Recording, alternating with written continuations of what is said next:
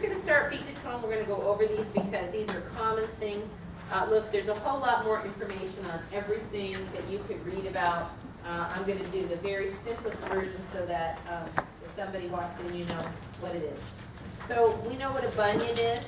I don't think there's a picture of a bunion. Right. So, like bunions, it's fascinating, this article that we have here, and you'll see a link to it. And it's like, well, there's really nothing you can do about it, which is pretty much what the doctors say, yeah. So the bunion is when your base of your big toe in general is big like mine, and your toe is, you know, we talked about this with feet already, right? Is pushing over. And so if the person has a really big bunion, what you don't want to do, obviously, is force the big toe to bend if it's extremely painful. Like, for example, if they have gout, which we'll get to. But, and gout is well, we can actually talk about it right now. So gout is when your kidneys aren't filtering well and you get little uric acid crystals in your joints. There's a picture of it. And there's a picture of a gout there, yeah. And so that can be really inflamed and really, really painful. The big thing with gout is when somebody's in an acute flare-up of gout, they don't come to yoga because it really hurts. And it's not recommended to actually do standing poses or stand on your legs. Now, could a person with gout come to restorative yoga, put their legs up? Absolutely. But they shouldn't come and bear, when they're having an acute flare-up, they shouldn't come and bear weight. However, having had lots of students who have been coming out of episodes of gout, once they come back, the general recommendation is to don't, even if you can come up on the balls of your feet, once you're coming out of your gout episode, don't. Because we just want that to calm down the inflammation in there. So the crystals are inflaming the joint at Right. the big toe. They build up around the joint around the big toe. You can get it in other areas, but it's not as, I've never seen that. I'm sure it happens a lot, but I've never seen it. Generally, people come to the class and they say, I've had gout. It's because it's in the big toe. If they need to rest, they say, well, I've just been out for 2 weeks because I've had gout. Then usually people are embarrassed because often gout has to do with them not managing their health very well. Not all the time. Sometimes it's that they've already been told they can't eat certain foods or whatever. But it's interesting how many people have been embarrassed to tell me that they have gout. So they've been off the diet they're supposed to be on, like they're thinking you shouldn't have like red wine and caffeine and stuff like that. I'm not sure that it actually affects it, but I know that one person I'm thinking of in particular said, yeah, well, I went on vacation and I kind of overindulged, and then I came back and I had a flare-up, you know. If you have a tendency toward it, it could happen. So again, we're just saying that if they come back to class, they said they've had gout, then you're just going to say, follow your body. Do what, and just really be careful with that expression. Listen to your body, because it's such an overused expression that they don't even hear you say it.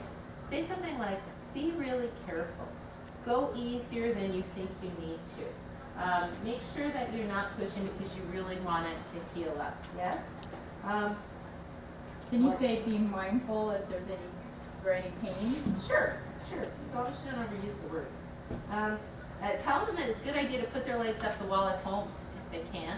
I mean, there's some things you can tell people to do at home and it's okay. And then say you have a class where you could go either way on something. And I know that so-and-so is just back in class. I'm not going to destroy that person by making an almost all standing poses class.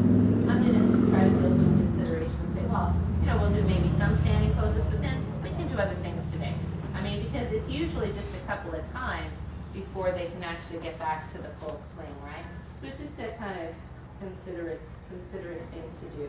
Now with the bunions, there's absolutely stuff you can do about bunions, and I consistently will talk to students after. If I'm not teaching a class on feet, but I see somebody that comes in and their toe is over and they have no sense of it and they're gripping their toes and they have no sense of their feet at all, I will suggest that when they're in, not the first day, and it's not like this is now your very first day of yoga and I'm starting to talk about your toes because it's too many things to think of.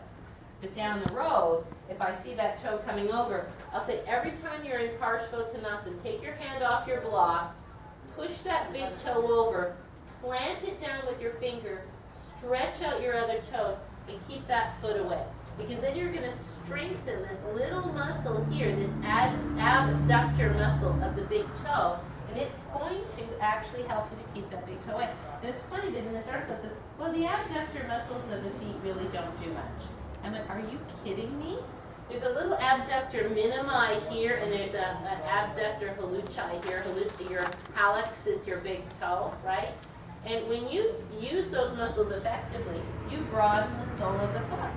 So there's really no reason that somebody can't at least try to work on avoiding surgery with their bunions, right? So spreading the toe is really important. Also, like, I see this toe coming over. I'm gonna pull that toe out too. So, you know, in a nice way, say, I'm not saying you're gonna heal, you're gonna make it any better than it is now, but even in the article, it says that bunions are progressive. So if you don't do anything about it, the toe will move over and move over. And of course, you avoid footwear that squishes the toes. Obviously, that's not the best thing. So you can help people with that quite a lot. The other thing I said was use toe spreaders at home. Massage your feet at home and spread your toes out. Sometimes if I'm just sitting on the floor and I'm watching TV or something, I'll just sit there like this. You know, keep pushing that ball of the toe in and pulling that out because, you know, it at least mitigates it, right? Another thing to do is to put an elastic band or a TheraBand when your feet are up the wall.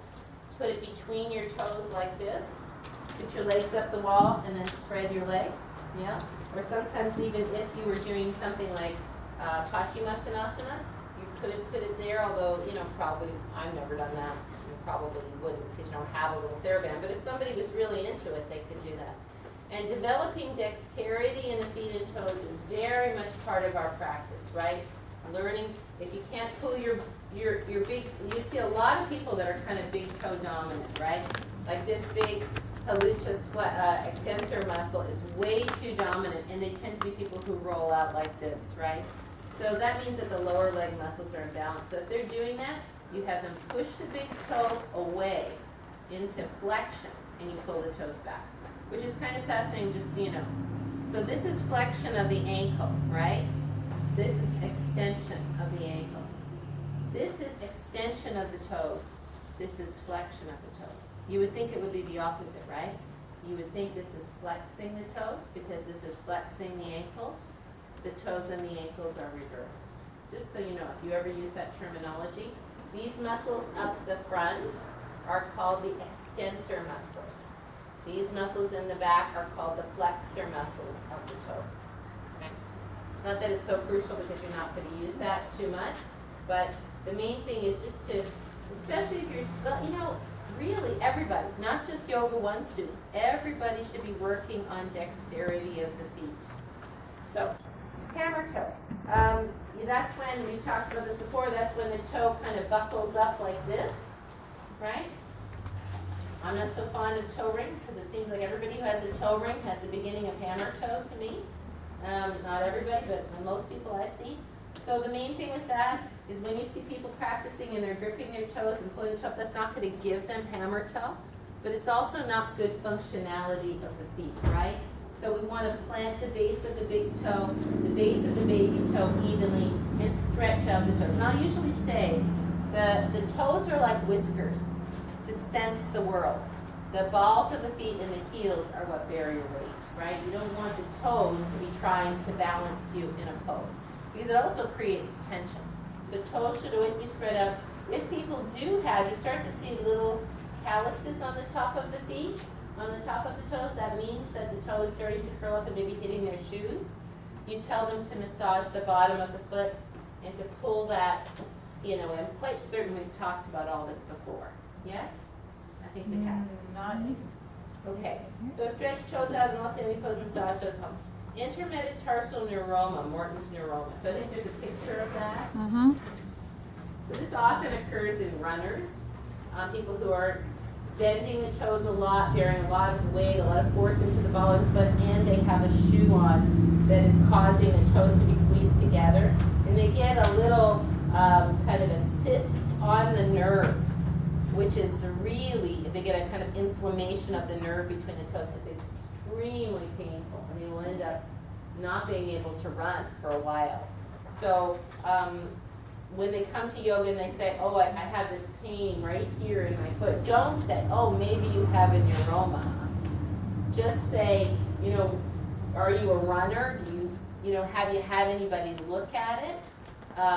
Does it feel like a sharp pain? Yes, it does. Then you can say, well, you might want to have that evaluated because, you know, there are such things as this. I never say, you might have this. You can say, there is such a thing like that. You might want to get it evaluated. And then when they come to yoga, they probably can't bend their toes too well. Like when we do that foot stretch, that probably won't feel very good. Rising up on the toes may not be good.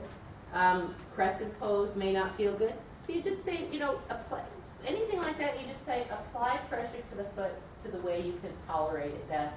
And don't push it, don't strain it. It's not going to hurt if you don't do something. That's probably better not to. And then you know, if they say I'm a runner and you know, you say, well, maybe good to, you know, while you're home, stretch out your toes. Notice if the footwear is causing it, I would have that checked out. And then have them spread their toes at home. Maybe they use toe spreaders, you know, so that they get a little space in there. And I would also, if they say that, I would say I would check into this sooner rather than later. Because if they're a runner and they're starting to have that pain and they don't do anything about it, it's going to get a lot worse, right? And again, maybe in the early stages, taking some not, you know, NSAIDs would be a good idea, but that's what their doctor's going to tell them, maybe.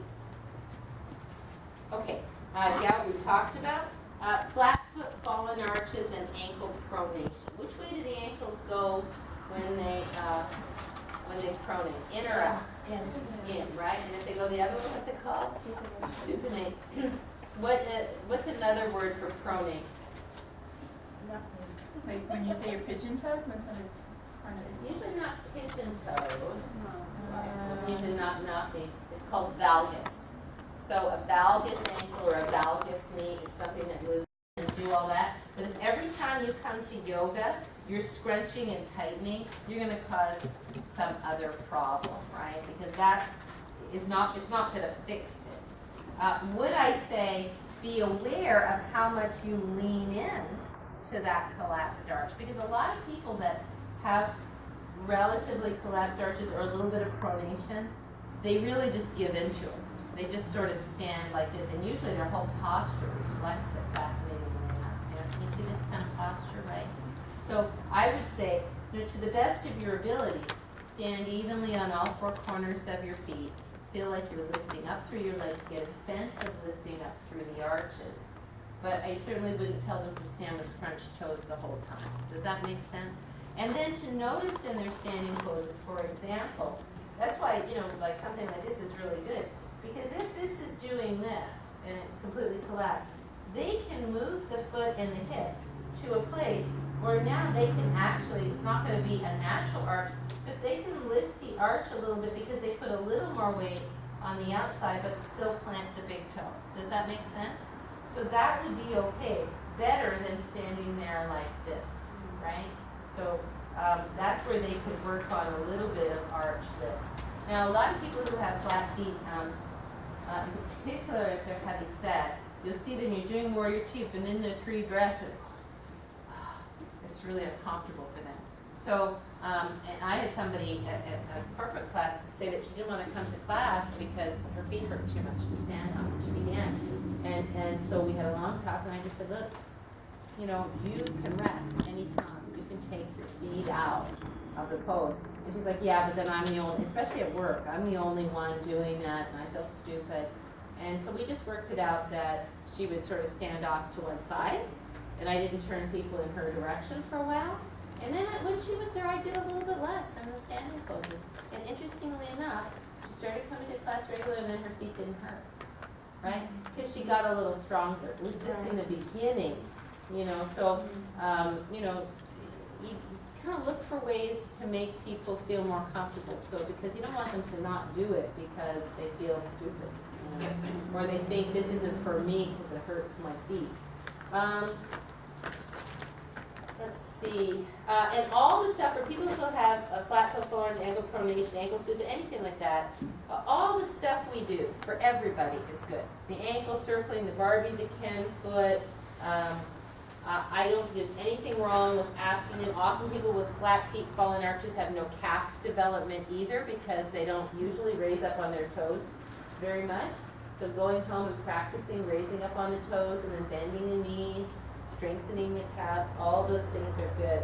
And I do suggest that people who, if I'm looking at them and I see it a lot, I notice it, it's not just like one position, but I see it, and I see that their Achilles tendons and their ankles are really collapsed in like that and the knees are following.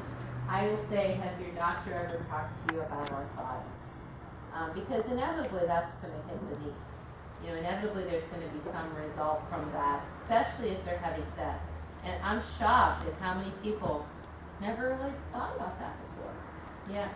I was just gonna say, with orthotics, sometimes it can put them in a different position. They can actually have a lot of back pain from the orthotics temporarily until everything gets aligned again. So that's something to be aware of. Yeah, so again, it just depends on the person, right, if they're coming to yoga and stuff. Right. But I am a kind of a believer in orthotics. But it's like, because they get to orthotics and there's no further instruction. Right, exactly. And break them Except for in, wear them a wear little bit, wear them a little bit, get used to them, all that kind of stuff. And then there are different, as we've talked over, Barry and I, different kinds of orthotics that work for different things. My son has the $600 orthotics because he has one Achilles tendon shorter than the other. If he gets just the regular ones, he gets Achilles tendonitis. So, there's, maybe if he'd stretch a bit more, he wouldn't, but that's not the case. So, anyway, again, it's not like you're telling them, oh my God, look at your ankles, they're collapsing, you better get orthotics. It's just kind of like a discussion. Have you ever thought about that? Does anybody because I think you're doing them a service. I just was wondering, I'm somebody who has real ankle pronation, pronation, and over the years I've been doing this, I'm stronger. But the one place that I feel weak, and the one place where I feel that I don't have the ability, I try to figure out ways to strengthen is my ankles themselves. I mean, I know you move the knee out. I know that you put balance on all foot, but is there anything that you can use to actually strengthen? Yes. Yes. You get a TheraBand and you hook it to a table, something that won't move. And then you pull the TheraBand that way, right? And then you get the TheraBand on the other side and you pull the foot that way. You can look up these TheraBand ankle strengthening exercise online. I remember Noah had those and they were really good. He didn't do them, but they were really good. There's a whole bunch of them. Pulling your foot this way, pulling your foot that way, this way, that way. And I don't think I really memorized it because I knew I wasn't going to hook TheraBands to things. Yeah. If I was thinking about that, like somebody said that, I would say go to physical therapy and get those TheraBand exercises or look them up online. I think the physical therapist is the better idea because then you have somebody watching them and making sure they're doing it correctly and it's the right exercise for the right muscle. But I'm all for that. I think it's great. Okay, so plantar fasciitis, Dupuytren's syndrome. It's actually Dupuytren's syndrome. I've got it down there wrong. Heel spurs. Those all kind of fall in the same category. So if you look, you see the heel spur, which is a little bit of extra calcification on the bottom of the heel where the fascia is. Is there plantar fasciitis that shows you the fascia from the bottom of all on the bottom of the foot, right? And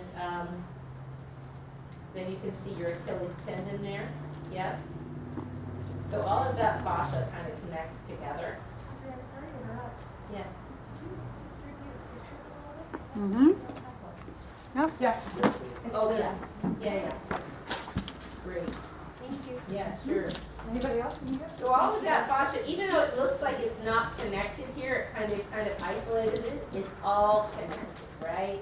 The Achilles tendon, the fascia around the Achilles tendon, the fascia over the heel bone, the fascia attached to the foot, all of that fascia is connected and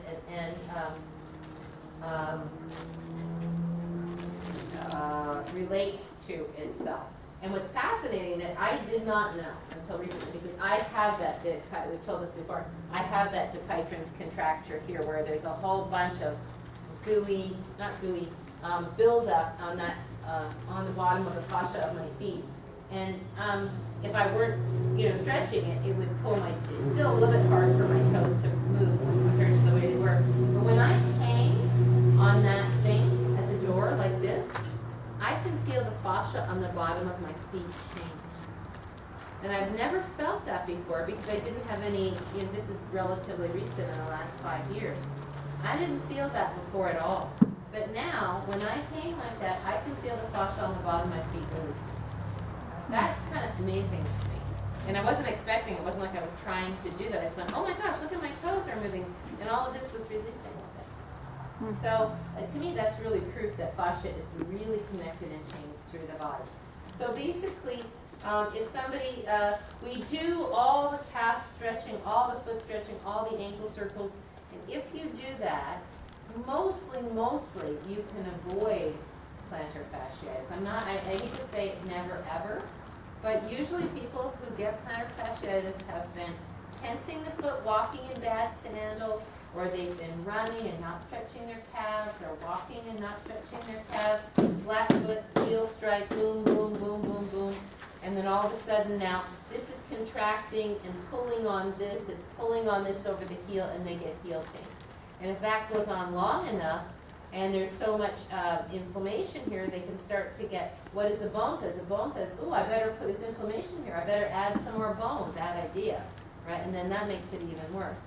So for sure we want to prevent plantar fasciitis, we want to do all that stuff that we do for foot and calf. However, now somebody comes in and they have plantar fasciitis in the heel, and it's really painful.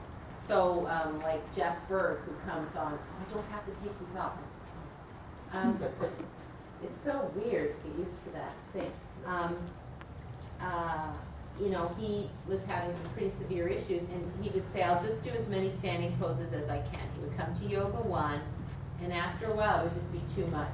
Sometimes, if you double the mat, put a nice have their mat, but take one of those kind of squishier mats and put that on top and let them find. I've seen people put it only under their heel, only underneath their ball of their foot, underneath the whole foot. They can find where it gives them the most relief. So I would encourage them to do that. Also, especially in like the Vinyasa yoga, putting a wedge under those, that's why we have those purple wedges, putting a wedge under the heel a little bit so that it just supports the heel and doesn't stretch the calf quite so much, because sometimes that calf stretching is a little bit too much. And then the tricky part I have found with any kind of heel issue are the lateral poses, because that back heel can feel really, really uncomfortable. So I had him try to put his foot on the wedge, and that wasn't good. And all we came to was that he put his foot a little straighter, he'd have good padding underneath it, and he just wouldn't go as far. Because the farther he went, you'd think that, because you shift your hips back, right, it put too much in. So we just put a chair, so we put less weight. He still did his triangle pose, he still did his side angle pose. But, and I had him activate the ball of the foot, but even then, that stretches the fascia, and that can cause pain when you're inflamed, So, the standard things that they tell you to do when they, you have plantar fasciitis is to stretch your calf, bend your heel, that's a good one for sure. They will tell people to stand on the edge of stairs and drop their heels, which is kind of okay, except for people have told me more than one that I kind of hurt it, I irritated because it, like, you don't really have any control, your heels just drop, and they said, then the backs of my knees started hurting. So you can kind of visualize that, right? Now I'm on a stair, and I'm just dropping this, and my knee is locking back, but I'm doing it a lot because I'm trying to help. Am I talking too loud? Look, Alex, sorry. I'm doing it a lot because I'm trying to heal my heel, and now I'm locking my knee, it's not feeling so good. So I don't usually say to you, I go, well, if it feels okay and it's working for you, go ahead. If it doesn't feel so great, I think this one is plenty, right? Also, there's little things you can do that are like heel rockers. There's a little, it looks like a little wedge. You can buy it online. Some people really like that. You have to do it with shoes on. And then if you have shoes on and it doesn't hurt your heel, this is a really good one for Achilles tendonitis, is to, with a shoe, to put your heel down put your foot up on the curb and do that. For some people that would be excruciating. If they had a heel spur or something like that, that would be no good. But for some people that feels really good. And then there's the thing, if somebody has plantar fasciitis, or they get muscle cramps at night, ask them if they tuck their sheets. Oh, I get all these leg calf cramps at night. I thought we put calf cramps on there, didn't we? I don't think so. I don't think Yeah. we put cramps. We should put calf cramps in. Yeah, foot cramp. Foot cramps, yes, we'll put that in too. No, you had it. Oh, I do? Okay, oh, good. I'll get there, and we'll put in calf cramps too. But generally, if they get calf cramps at night or if they have plantar fasciitis, never tuck in the sheets because it points the foot, tightens the calf, tightens the fascia, it's horrible. For a while when I had this ankle sprain, it was so painful that I bought this brace online that held my foot like this, and that was really, really good. And so you can get these kind of strappy devices. Plantar fasciitis, it's really nice to sleep in one of those. But the trick is, you have to, like I kind of hung my foot over the edge of the bed, so they can figure that out. But those are some solutions or helpful things for plantar fasciitis. Tip for this night socks or what I mean. Night socks? A tip for leg cramps at Yes, night yes. is soap, a bar of soap. Soap and Dove soap, has to It be works. Dove. Yeah, It that's works what about they say. 90% of the time. Yeah. I can't tell you why, but it does work. I think I have that here. What's Do that? I have it? Take Yeah. a bar of soap, Dove put it soap, underneath the bottom sheet of your bed, right. and if you have night cramps, I have it, 90 to 80 to 100% of patients can do it. But what do you do? But I would Wait, say so that- just by putting the You Dove put the soap in it? underneath the sheet and you go to bed. Yeah. So I mean, but I mean, It didn't work for Barry. I tried. The Yeah, bottom it foot didn't of the work, bed. yeah, I You would don't say wanna that, put- I would say that in my experience, because I've had a lot of that same question, it wouldn't be 80 to 90%, but maybe I had more than you, I don't know. But it has worked for some people, for sure. The other things that for night cramps in the legs are to make sure you're getting enough minerals, that you're getting a good mineral balance, and I don't ever say, Don't they say it's potassium that you're? well, I don't like to suggest one mineral over another, like, you know, if you say magnesium, the person takes 1 million magnesium tablets and then they get the runs, you know? I say you make sure you have a good mineral balance, you know, take a multi-mineral, talk to your doctor what mineral you might need a little bit more of. And then some people love tonic water, quinine, they swear by it. I just take some before I go to bed. I was recently in Lassen's and I saw like an old Amish leg cramp solution, and you have it by your bed, and if you get a leg cramp, you take a swig of it and it's gone apparently, I don't know. So, which one? The leg cramps? And so what did you tell them to do? Well, I was telling them the soap thing, but then I wasn't sure how effective it was. If you look in I heard it works, Google I it, don't know there's some why. pretty good references. Yeah. And then the mineral, Yeah, the yeah. mineral balance and. And we used to give a prescription of quinine for Yeah. Pan, but they took it off the market because of the potential for heart irregularities. So theoretically, quinine doesn't have enough water, doesn't have enough quinine to be therapeutic, but like you said, it does work. for some people. Some people swear by it. Yeah, these are all things people tell me anecdotally, but, you know, I think it's just experimentation, right? Take it But- from the- A little bit of tonic Take water, it from bar the- of soap.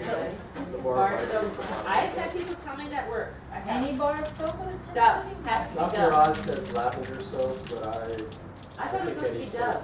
I heard it was like. ivory soap. Oh, I heard it was only Dove. Okay, My well, there you mother's go. still. Nobody knows. Real soap, not a- Audrey, what did you say Porter's syndrome was? It's Hytrans contracture, so that's what I have. See It's the squishy. things, yeah, in the bottom of your feet, make your feet look like this if you don't do anything about it. You can also get it in your hand. It's like a growth on the tendons, right, and it pulls the finger in like this. And so really all you can do at that point is maybe you get surgery on it, or maybe. The big thing is, like, if you notice that happening, most people, they don't really do anything till they notice it. Like, I saw a guy in our class not too long ago, and I saw he had one of these, just like I have, and I went, oh, did you notice you have this little bump on the tail of the bike? He goes, no, I didn't notice it. I said, well, I would start stretching and rolling that. Put a ball on it, because that's the other thing. Yeah, because my feet now really feel this. Like, see how big that one is? Does it hurt? It doesn't hurt, but like sometimes now I'm stretched out, but if I go to teach Barbie and Ken foot, my toes will go back like weird, like they'll go, and I go, wow, why are my feet doing that? Because the fascia has to give to go evenly, you know? But I talked to the podiatrist and he just said, if it doesn't hurt, don't do anything about it. So, There is a picture of it on your 5th page of these pictures in the hand. right. So you can see the tendons thickening and that little finger Susan being Weaver drawn has it if in. you want to see it in person. I think the big thing is if he noticed it, to keep stretching it, because he said that if the person that didn't stretch had this on their foot, they'd be in excruciating pain, they would have had surgery by now. So, you know, but the big thing too, because people with plantar fasciitis, is roll their feet with balls, so it brings a little heat to the foot, and then put a frozen water bottle under their foot and roll it. So alternating that warm and cold has been effective for people. And you always say, students have told me that this was helpful for them, so I'm sharing it with you. Not like this is the way it will work, you know. Always good to make sure you clarify that. So heels first. Any pain in the heel, let them find the stance that feels good, right? And then there's the other thing, which is to say, okay, so say I know I got somebody with plantar fasciitis or heels burn, they're really suffering, and I want to stretch hamstrings, and I don't want them to stand up too much. They certainly can't do this. You know, I might choose that day to do strap stretching at the wall. I might just give them a break and not have them stretch bearing weight every single time. It's not like every single time you can change your class to fit one person. But if it's not that hard to do and you know the person is feeling kind of like discouraged, then why not give them a break and let them have something that they can do, you know? That's kind of a good possibility. And you can do strap stretching at all levels of yoga, so that's kind of a nice possibility. Ankle sprain. So somebody comes in and they say, I sprained my ankle. This happens all the time, right? So generally they don't come in when their ankle is massively swollen. They've already, taken some time to rest. So then you just say, so what we're going to do is trust that you're only going to stand in ways that feel safe to you. If you need to rest at any time, don't push it and feel like you have to keep up with the group. If you would like to even lay down during some standing poses and put your legs up the wall and just, decrease any potential. When you start bearing weight, you first come back, it's gonna be a little bit painful. You're welcome to do that. So just to let them know that they can take care of themselves in any way that feels good. Also, just making them aware that if they have an outer ankle sprain, they can shift the weight to the big toe side just a little bit, so that they can kind of make sure that their knee tracks, but they're still shifting their weight to get out of it a little bit. But if they're shifting their weight because their knee hurts, and they're putting the weight more to the big toe side, you just have to watch them twist their knee. To the extent that you can keep your knees tracking, you can shift your weight. We just talked a little bit about, I just wanted to talk a little bit about shoes, We seem to be having more and more people that want to wear shoes. I'm going to say we have 4 people now that want to wear shoes for various orthotic reasons or plantar fasciitis reasons, and I can't be averse to that because I don't know their situation, and I'm certainly not going to say, no, you have to be bare feet. But I wouldn't jump in and suggest it, because there are a lot of people who are just uncomfortable being in bare feet, or they're ashamed of their toes or whatever, and they would prefer to wear shoes. And shoes generally, Barry, even though they're good for you because you need your orthotics, it's not the best thing. It would be better if you could, if you didn't have that issue. There's no reason to practice yoga in shoes. You want to be able to spread out your toes and keep your feet sensitive and all that kind of stuff. So we don't want people jumping on the shoe bandwagon just because they would prefer, they're not comfortable being in bare feet. But if someone says, look, I really do have an issue, I wear orthotics, I'm feeling pain when I'm barefoot, then we just have to make sure they don't walk around with their shoes on. The shoes don't go on the sidewalk. They're only for yoga. They're only on your mat. You're not walking around between things, walking off with them shoes, because it gives everybody else the wrong idea. So we're just isolating the shoes to the mat. And I do have one student who has a massively collapsed, or her whole foot is over like this, and she just puts on shoes in lateral, one shoe.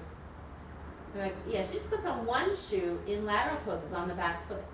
And that helps her foot, and that's why she says, I don't really like to wear the shoes, and that's really the only place I feel like I need the shoe. So there's no one hard and fast rule.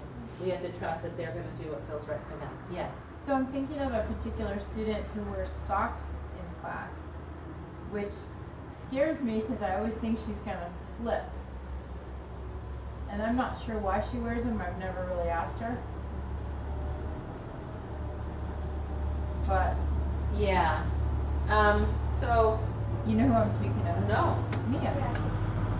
Well, Mia, because her feet get cold, she said. She always has cold feet, right? Okay. In the summer, she takes the socks off. Does she? In Yeah. the summer. So I did have that, it's a good point. I did have that discussion with her, and I said that exact same thing. I said, you know, the floor is slippery. It may not be that you fall down, but if you just turn the wrong way and your foot slips on here, if you did that at home on your wood floor, that would be one thing. But you're here on my wood floor, and if you twist your knee and torque your meniscus, then I feel responsible, even though it's not my responsibility. So I'm just letting you know that there is a slip issue, there is a knee risk to that, and if you want to make that choice, that's fine. You know, because I can't tell people not to wear socks.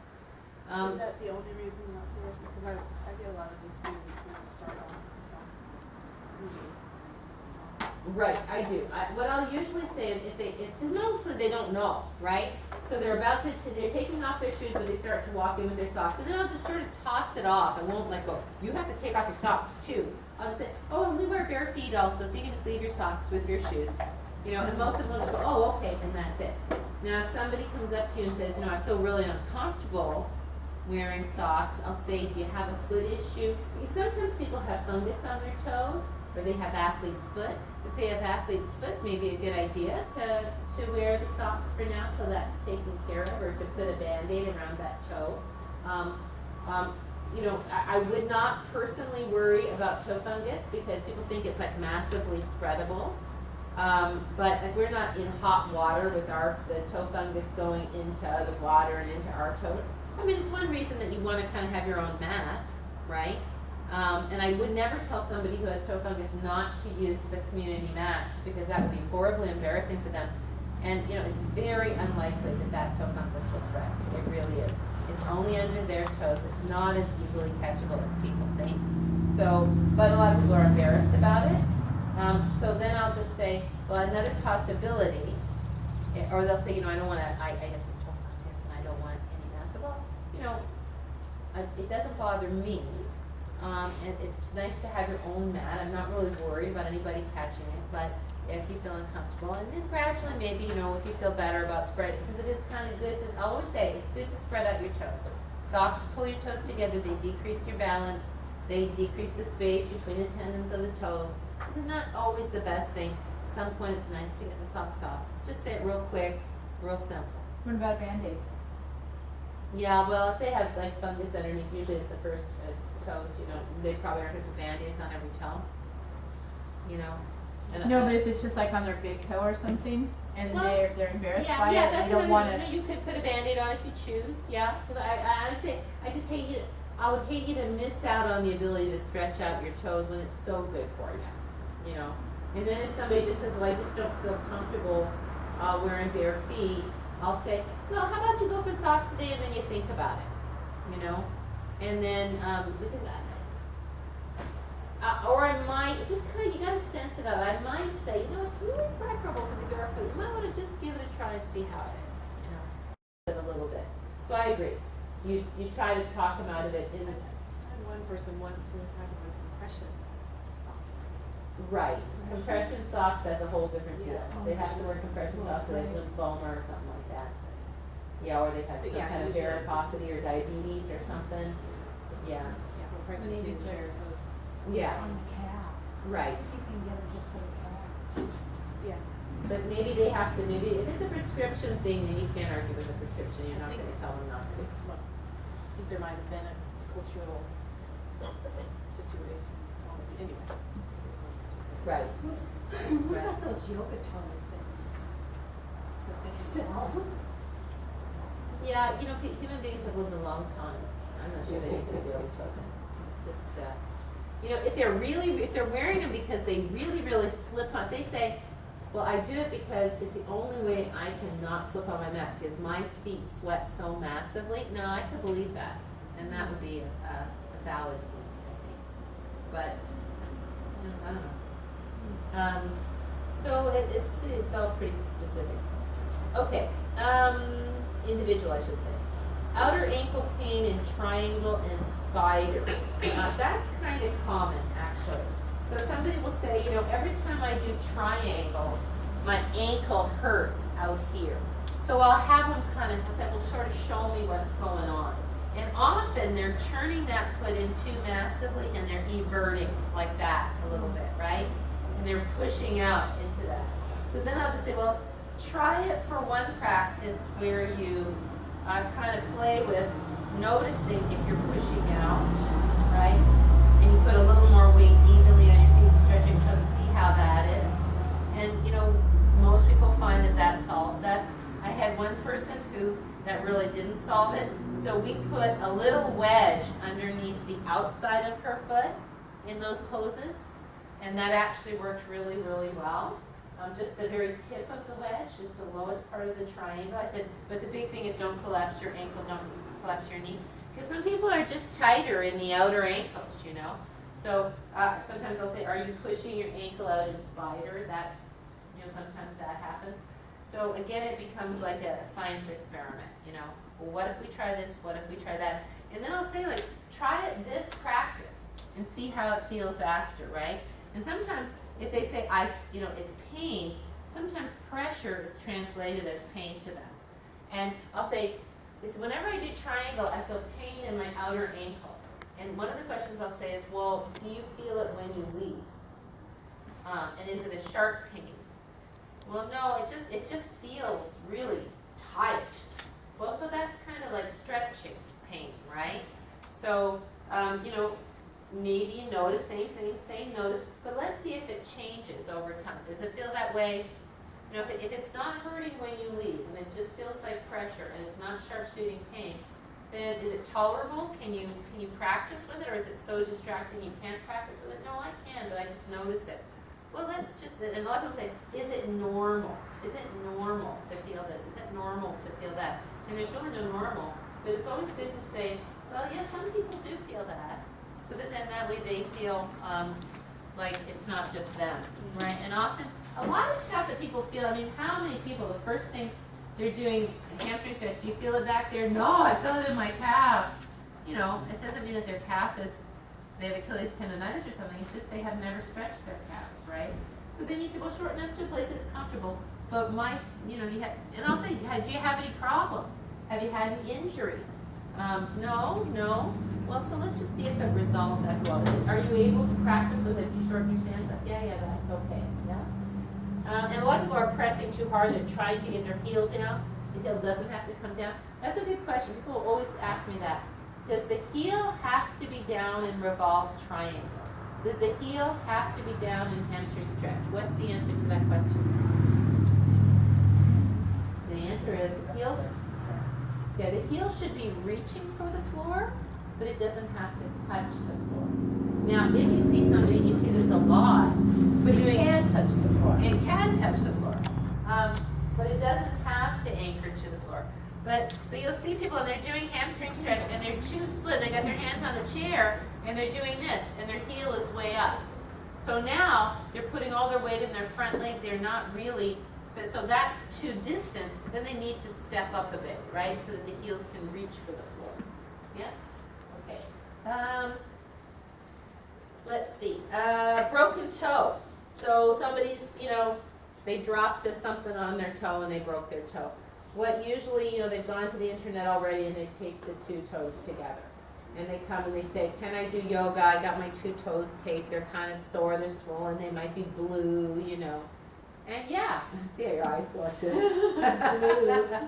No, because, you know, there's bruising, right? And so the answer is, well, how does it feel? does it feel okay to stand on it? Do you, yeah, I think, because they just want some kind of validation. Yeah, it feels okay. Well, obviously you're not gonna rise up on your toes. You're not gonna excessively bend your toes. So how about you just do it in a way that you can tolerate it? And if it doesn't feel good, then you don't do it. And if you want to rest at any time or put your feet up the wall, you're welcome to do that, right? That's just a common thing to do. Broken foot, one of the most common bones to break in the foot is out here at the end of the big toe, that bone that sticks out. People bang it on a door or something like that. And usually, I think they get booted. Isn't that what they do for a while first? Yeah, they boot the For foot? surgery. Do they have surgery on it? Yeah, it's called a Jones fracture. If there's a dislocation Huh. and if the tendon isn't healthy. Okay, so that's a big one. But can it be a minor one where they don't, they just boot it and it heals itself? They try it.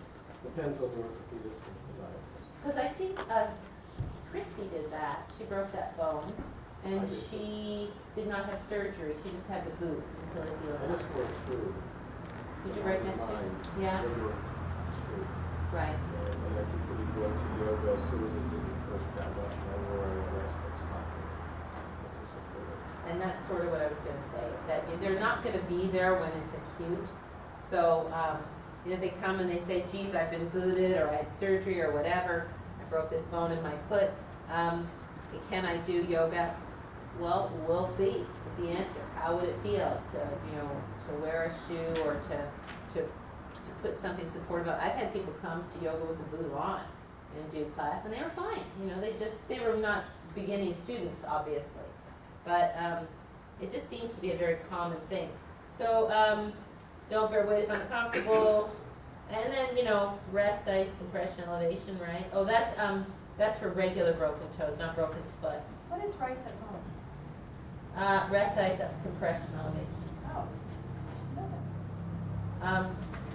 First did you Oh, if they're having pain, I did say that. If they have pain here, or if there's swelling, I would suggest that you tell them to go to the doctor, get an x-ray, do what the doctor says. Because sometimes it's really painful, but people haven't gone, is that true? Yeah? Because it's painful, but they can still walk on it. It's not like it's unwalkable. broken an hour? No, this, Oh, broken. yeah, it was pretty bad. Yeah, but I have had people No, I come did walk on and, it. I broke yeah. it getting off a bus at an airport and walked on until we got home. yeah, so you Pretty could. grouchy though. Yeah. So, if you just suspect anything that's broken, it's always good to say, you might want to have somebody look at that, just to be sure. And then say they're there, and they go, well, can I stay today? Yeah, just do something else. Don't go lean on the foot, if it isn't a broken bone, if they can stay. Okay, drop foot. So, it's usually a nerve issue, like a peroneal nerve issue or something. Like one of our students, Tom Bruscotter, has that. He had spinal stenosis surgery, and his foot is dropped now. Like his foot was slightly dropped before, but it's a little bit more dropped now. So I don't know if the nerve was irritated or it was just going in that direction anyway. And people will say, well, it's kind of hard to regenerate a nerve for sure. But when he walks, instead of his foot rolling through and going like this, it goes right, because it doesn't pick up enough. So I told him, look, for sure stretch the foot, do all those ankle exercises, and just like you can train your baby toe to come back, you can train that abductor minimi. I said, why not, try and see if you can get some more movement back there, he has a stretcher that he does and practice it. And he's been, interestingly enough, he could not raise up on his toes when he first came back, and nor should he right away, but now he can raise up on his toes. And sure, he's bearing more weight on the other leg, but he's still able to do it. And I don't think it's just that his other leg got that much stronger. I think he is getting some support from that. So it's not that it's ever going to be the same, but I don't think it's bad to do all of that. Foam rolling, ball rolling, all that stuff. Oh, and I was going to say, when somebody has something like that, like a broken foot, a broken toe, drop foot, anything that would cause them to be slightly unstable. Kind of a good idea to have a chair next to them or have them hold onto the wall for anything where they might hurt themselves, they might fall over, you know what I mean? And they're not gonna be doing Warrior Two with a broken foot, but, okay. So neuropathy is where you can't feel the bottom of your feet very well, you can't feel your feet very well. Certain medications can cause this. You can have nerve damage that causes it. What? Diabetes, right? Diabetes. So lots of reasons that you're not feeling the bottom of your feet very well. I also think that just when you're older, your feet lose their sensitivity and you don't feel the bottoms of your feet very well, and your feet get excessively tender, which is why I always tell people to walk on gravel with their bare feet, to walk on grass with their bare feet, to walk on, I'm just talking about regular people as we age, to walk in the sand, so that your feet stay alive. So you're not, most people, as they get older, they put their feet in more and more cushioned shoes, right? So now they just chunk along with that. So the feet lose all of their sensitivity, and you really lose all of your connection to that afferent signal. The feet are perceiving this, it's going back to the brain's saying that to the feet, and you're going along, right? So for sure, and it's always fascinating to me when we go to the garden, and these are not people who have neuropathy or anything, and I say, well, let's walk in bare feet. I mean, if you have an allergy to grass, that's a whole different deal, you can't. But we'll walk in a little gravel, we'll walk in a little mud, we'll walk in a little wet grass, we'll walk in a little concrete, just a little. And people will bring their shoes with them and put their shoes on, because they don't want to feel that stuff on the bottom of their feet. And we go to put our hands on the wall, and they're brushing it off, because they don't want to get dirt on their hands, you know? To me, it's such a, and I know they're not doing it to be, you know, prissy. It's just that we are so uncomfortable with anything that isn't like pristine, that isn't human made, that isn't, you know? And I think that weakens us in general, that's my perception. But anyway. Question? I'm sorry. You said that they lose the feeling in their feet, the bottom of their feet. Then you also said it was more tender. No, that's if, just general aging. So Oh, not with general aging, neuropathy. tender. General Sorry. with neuropathy, you don't feel much at all. And it's hard to perceive how to balance on your feet. I have a lot of people at the Cancer Center that have neuropathy. And so, generally, if a person wants to use a chair or the wall just because they feel unsteady, unless they're, you know, really elderly or they have an eye problem or something, I'll say, well, you know, it's not that far to fall. Because a lot of older people say, oh, I have to hold on to something. And I'm like, well, how about you just come up a little bit, just to feel your feet a little bit. You know, you're not on the top of the Empire State Building, it's fine. And that way, you know, it develops confidence, right? It's a good thing. It doesn't always tell you to hold on to something. However, if the person has neuropathy and they really can't feel the foot, then there's nothing wrong with them holding a chair lightly or holding onto the wall, because we want them to be safe and we want them to feel that they can do it. On this one where it said, on the neuropathy, it says, Mhm. don't insist the person not use a chair or wall to balance. Right. So like I said, if it's an older person or somebody who wants to use a chair or a wall, but there's no reason why they couldn't just, you know, explore it, no reason that I can perceive. Now again, if they're really scared, I'm not going to force them to do that, but I'm just going to invite them, right? To not use the chair or the wall. To not use the chair or the wall, right? Okay. Like you'll see people come in, they're Yoga 1 students, and they put themselves by the wall, they want to put their hand on the wall for every single thing. And it's like, you know, the wall's perfectly good, you don't have to hold it up, we're good. You know, I just try to make it so that it's not such a big thing. You know, if you wiggle a little, that's perfectly natural, it's okay. So we're trying to get people not to use the wall, but we would not do that with somebody who has neuropathy. That's why it's in the don't column. All the things you can do for people who have neuropathy, even if they don't feel it, doesn't matter. Circle the ankles, stretch the feet, strengthen the feet, use marbles on the feet, because you want to keep the feet as alive as possible. And I will usually tell people, whether, I don't know if it works or not, but I'll say, if you're doing those exercises, look at your feet. So you see that they're moving. You may not feel it, they'll feel this because they'll feel their ankles. They just won't feel the sole of the foot so well. Sometimes they have a lot of, you know, feeling in their legs, but usually they feel their ankles and their calves a bit. But they should, I tell them to look at it. Okay, we've done foot cramps, right? Shin splints. Okay, so shin splints where the tibialis anterior muscle kind of gets little minute tears on the shin, and often that's walking or running on hard surfaces and not enough stretching. So if they come in and they're actively flared up, it can be really, really painful. I remember having shin splints years ago. It was, wow, it was really something. Get them along. Do you get them a lot? Do you do the toe tapping? Well, since you told me, yeah. Yeah, does that help? I guess, yeah. Oh, it totally solved it for me. Really, when I was running a lot, I used to get shin splints, and as soon as I learned the toe tapping, I never got another shin splint. Strange enough, but I did a lot. So maybe that's why. But I'll tell you the toe tapping. I think you all know it anyway. I'm not saying it's a cure-all, but if they come and they have shin splints and they're and anything where you're acute and you want to be here, just don't push into it. Go around it. Wherever it hurts, don't go there. Sometimes doubling the mat feels a little good.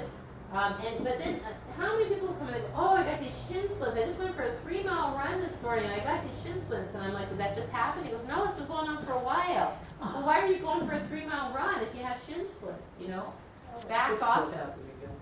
Oh, yeah. So toe tapping is this one, where you put your hands locked with your bum down. We do this in class. I just do it prophylactically. Oh, This one, yeah, we did right? that. Okay, no, Right? And I just love this. You know, you can see how the muscle contracts. Really heats up the muscle. And I mean, I was just shocked at how that solved my problem. Did it a lot. Did it before I would run, during the run, after the run. I used to do that for aerobics years ago. Toe tapping. Toe tapping. They always do that to warm up your shins because you're jumping up and down with floors barefoot. It was barefoot? Aerobics was barefoot? Originally. Wow. Originally. Wow. It's Okay. strength and warm it up. But it is good. It does help. It does help the problem. Okay. And then if you're going to do the toe tapping, generally what I do is then I come up on the toes after, right? Because then that stretches it. So you tap, tap, tap, tap, tap, tap, tap. Don't bounce your butt. Just tap your shins and then come up on your toes, stretch it. Even if you're having a little bit of residual shin splints, you can still come up on your toes to release it. You don't have to back off that. Okay, here we are with knees. Hey, we made it all the way to the knees. Isn't that exciting? I mean, and just think about it. We've only covered a few things. There are probably 100 other things that could go wrong below your knee, right? But these ones are a little bit more common. Okay, so let's talk about somebody that comes in and they say, you know, my knee's been hurting. So then your job is to ask questions, just to kind of get a feel for it. But at no time would I really diagnose. Oh, you probably have a torn meniscus. You know, you definitely don't want to diagnose. Follow the above don'ts. Don't push into the pain. Work lightly in standing poses if painful. Doubling the mat isn't that in case. So I don't know why I put that follow the above don'ts. I'll probably take that out. But so basically you're going to say when does it hurt and where does it hurt. If it hurts them to kneel, well then they're not going to kneel. If it just feels a little tender when they kneel, you can say if you want to put a blanket underneath your knees, if you can. If it's just recently, maybe if they fell down, for example, then you don't kneel, you stand up. Watch that they don't twist their knee and Gomukhasana and pigeon if you're not sure. When in doubt, leave it out, right? Because you really don't know, because you're going to get some kind of diagnosis. The other thing is, don't let the knee come past the ankle, right? Don't, what else? Don't twist the knee. Now, the thing though is, like Darcy said to me, were you having some knee pain right here? And so I said, where is the pain? And she's pointing here. So like for me, I put my finger underneath her kneecap and pushed when her knee was bent into where her medial meniscus was. If she had meniscus issues in general, that would make her jump. If she had torn her meniscus or if she had a little bit there, she'd probably jump. And she said no, and I said, well, it could be, tendinitis. Does it lock? Does it hurt when you twist? Did you have a twisting accident? No. It sounded like tendonitis. It sounds like your sartorius maybe, or maybe one of your adductors coming down here being a little bit of tendonitis. But I don't know for sure. So I'm just going to say, well, don't push it in yoga. Don't overstretch. So if you're doing triangle, don't overstretch through here. Just try to make it easy. And, you know, if you think that ice or, you know, something else your doctor might recommend would be a good idea, feel free. If there's any question, they're like, oh, I really don't know, go see your doctor. That's, you've got to say go see your doctor. Let's see. And then so you tell them at home, get your legs up the wall. And if you can, you know somebody's really got knee pain, and if you can limit standing poses, that's always good. Okay, now somebody comes in and they say they have, I don't know why I have this after, but it's not in any order, Baker's cysts. So Baker's cysts are little growths in the back of the knee and the popliteal fossa. So it's almost like this thing underneath the fascia of the foot here, but in the back of the knee. Yeah, and the popliteal fossa helps you to bend your knee. So generally, when people have Baker's cysts, I don't do anything about them. I have Baker's cysts in both my knees, and I don't do anything about it. It's just there. So I didn't even know I had it until I had knee surgery. And he says, oh, you got a bunch of Baker's cysts back there. I wonder why I have Baker's cysts.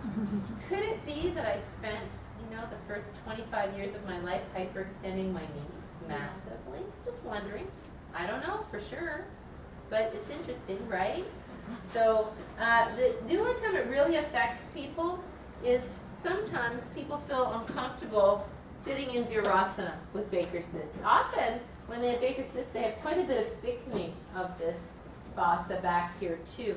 So you can have them, you know, either sit up higher on a block if sitting in Virasana is still something they want to do, or you can tuck a blanket here between the knees and kind of go like this, get it right up there. And then when they sit on their block, that often feels a lot better. And if this just doesn't feel good for them, then you just have to, if something doesn't feel good like that, don't make them feel like it's a failure to sit in Sukhasana. There's nothing wrong with sitting in Sukhasana. And if you do have somebody sit cross-legged, make sure they sit either on a blanket, or I've been recently, I haven't even been using blankets. I've been doing two, because you see somebody and they're perched on one block and half their butt is hanging off on either side. So I just say, here, why don't we make it comfortable?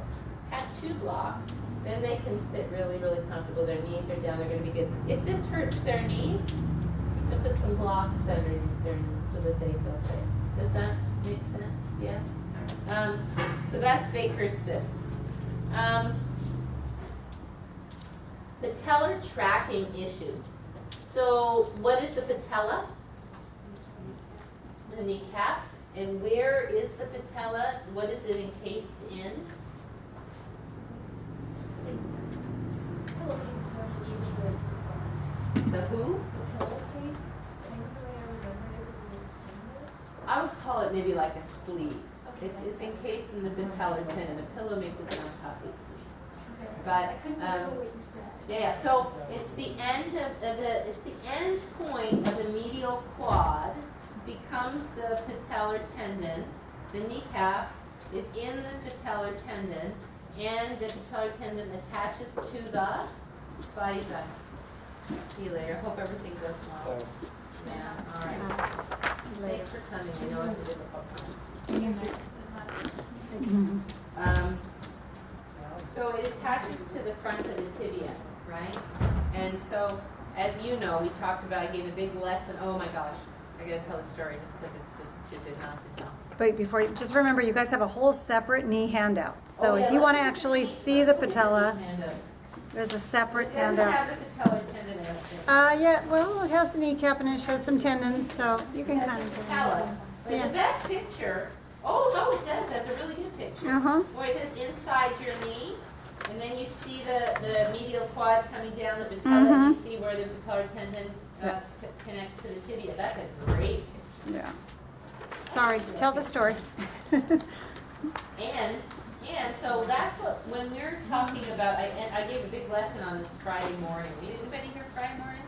No, because we had this young fella, see, my meniscus is a little bit fried right now. I just happened to stick my finger into him. It's a little tender, so there you go.